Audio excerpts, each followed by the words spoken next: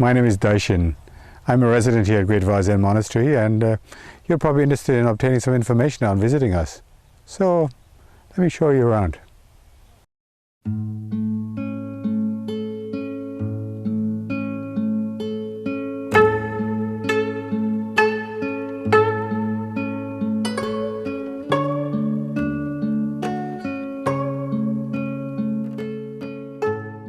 First of all, a monastery is a place of quiet and simplicity, offering a needed refuge from a fast-paced, complex society. It is also a place devoted to teaching, living and preserving the Buddha's teachings. A Zen monastery, unlike other religious monasteries, is not a cloistered setting. It is open to the community and welcomes anyone with a sincere desire to learn and practice. It is a place for families to participate in spiritual practice together, a place for celebrations of life transitions and holidays. It is a place for the community to gather and become stronger through ties of friendship and communal work. It is a place that teaches the tools of Buddhism through workshops, classes and retreats. It is a place to train the teachers of tomorrow to ensure that the tools of Buddhism remain accessible and comprehensible to everyone. The Great Vow is the vow we all have in our hearts, to free all beings who are trapped in the realms of suffering. When many vows are joined together, they become a powerful force to help to heal the suffering of the human world. Jizo is the bodhisattva who has vowed to use even the smallest grain of goodness in each person to lead them to awakening. Jizo Mountain, Great Vow Zen Monastery, is founded upon the vow to make the tools of Buddhist practice available to everyone, regardless of life circumstances.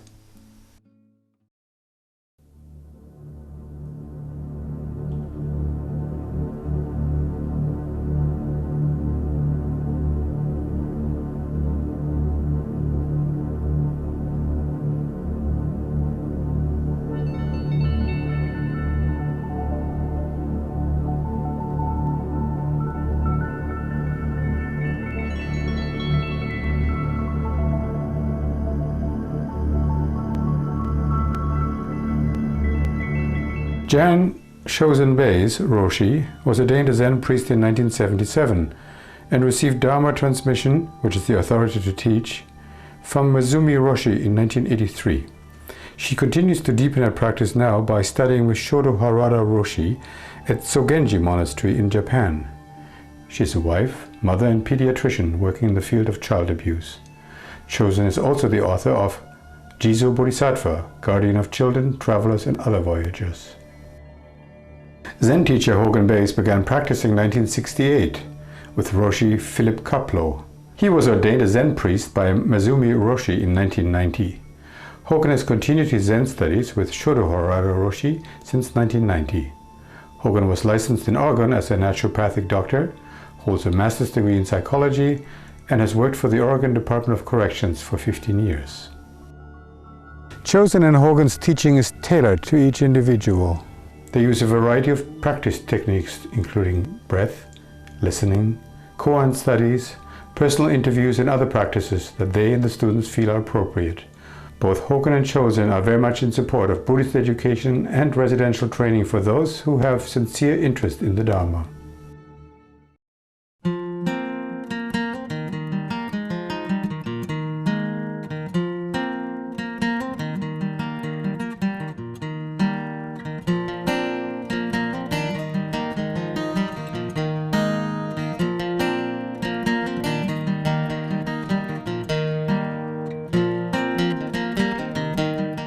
There are a variety of ways to taste the monastic life. One way is to become ordained as a monastic priest. Monastics are men and women who have dedicated their lives to practicing and maintaining the Dharma, or Buddhist teachings. These practitioners have spent an extended period of time living in the monastery and have studied continuously with Chosen and Hogan. Residents are practitioners who have a sincere interest in Zen practice, but are either in the preliminary stages of becoming a monk or are staying for a specific amount of time before returning to their jobs, families, and other commitments. Residents come from anywhere from 1 month to 3 years. Guests are practitioners who visit the monastery for a short period of time, maybe for a Wednesday night class, for a weekend workshop, or for a couple of weeks. Some guests have 20 years of practice under their belts, others are first-timers. The daily schedule provides a solid foundation for Zen practice, and the components of this schedule are seated meditation, meals, and work practice. So let's have a closer look at these activities.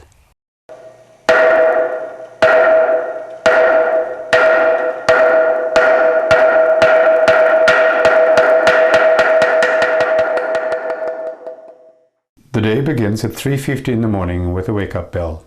And then, at 4:25, everyone moves to the zendo and to their cushions to begin zazen, or sitting meditation. This will last for about 50 minutes until a bell is rung, signifying that it is time to stand or do kinhin, or walking meditation, for 10 minutes. After kinhin, another period of zazen begins. In the middle of each 50-minute period of zazen, a soft bell is rung, indicating that it is okay to wiggle and stretch for a moment if needed.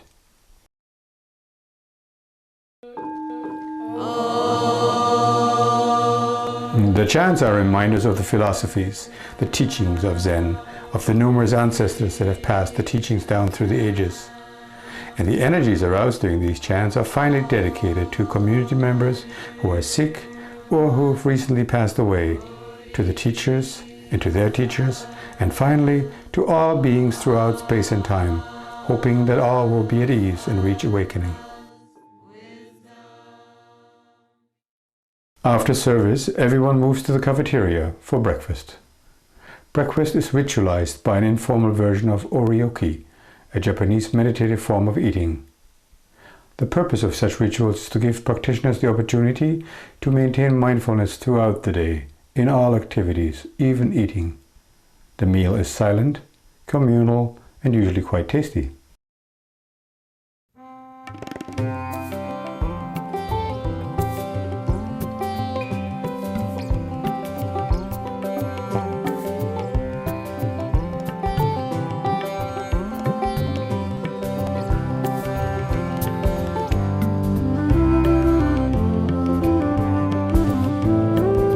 At 9 a.m., everyone congregates for work practice.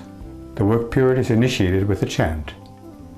Work practice is a wonderful opportunity for practitioners to carry their meditation into their daily lives.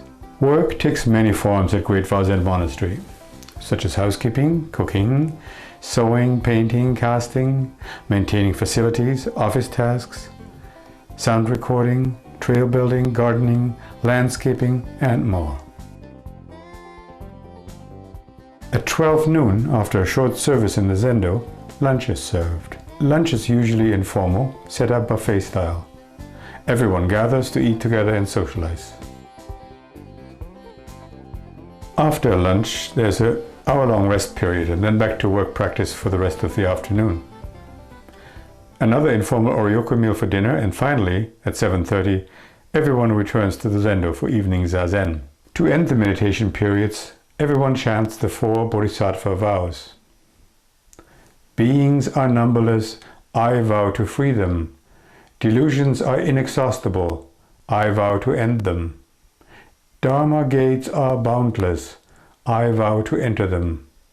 The Buddha way is unsurpassable, I vow to embody it.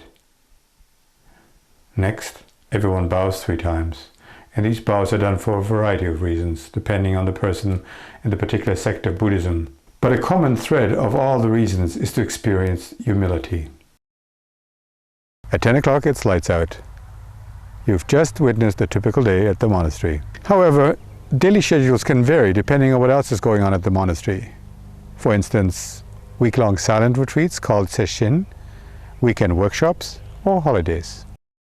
Some subjects explored in the workshops are calligraphy, photography, relationships, the big mind process, insight dialogue, transforming the inner critic, and much more.